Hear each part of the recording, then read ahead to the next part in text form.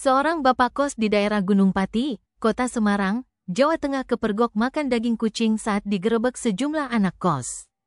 Penghuni kos juga sempat merekam aksi makan daging kucing yang dilakukan bapak kos itu dan kemudian videonya viral. Video yang diposting di sebuah akun di TikTok berisi aksi para penghuni kos mempertanyakan kenapa bapak kos memakan daging kucing. Kapolsek Gunung Pati, Kompol Agung Raharjo menyebut telah mengamankan bapak kos bernama Nur usai kejadian video viral makan daging kucing di Semarang itu.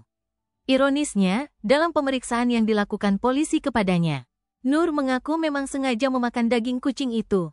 Pelaku mengakui sudah mengkonsumsi daging kucing berkali-kali kurang lebih 10 kali dalam 1 tahun. Pelaku biasa menyasar sejumlah kucing liar yang lewat di depan rumah kos miliknya. Alasan pelaku memakan daging kucing juga lagi-lagi karena untuk mengurangi gejala diabetes yang dideritanya.